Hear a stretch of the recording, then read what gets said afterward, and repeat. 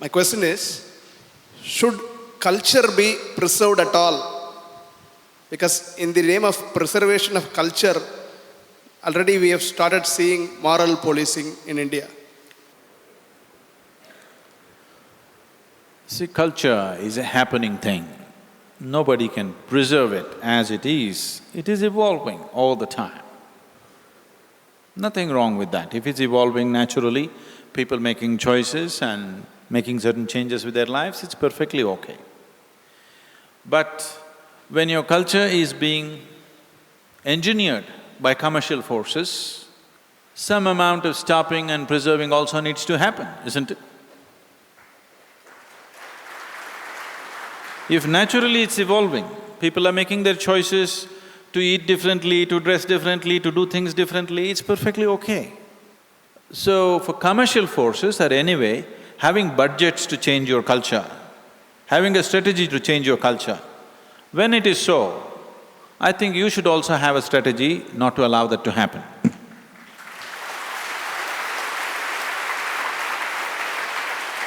How it is done is a questionable thing.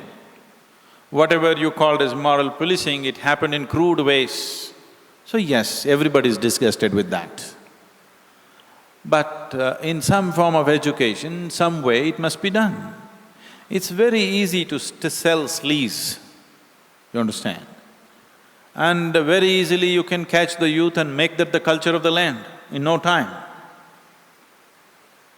See, I want you to understand this. When you say culture, there are different types of cultures in the world. If culture is just a social norm, if culture is just a certain way people are living because of climatic conditions, because of other influences, that's different. I want you to understand this culture was engineered to gradually lead people towards their spiritual process. Always, right from ancient times, every aspect of your life, how to sit, how to stand, everything was engineered to slowly lead you towards a spiritual process. And I think that part of the culture has to be preserved. I don't care how you dress, what you do, but there are many aspects of culture which are essentially a yogic science implanted into people's lives, so that without even knowing you're practicing yoga. This was done thousands of years ago. Like a mother teaches a child to brush his teeth, like that yoga should happen in their homes.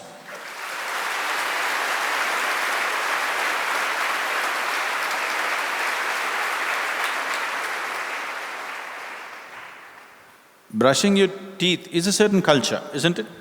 There are some people who don't have such things.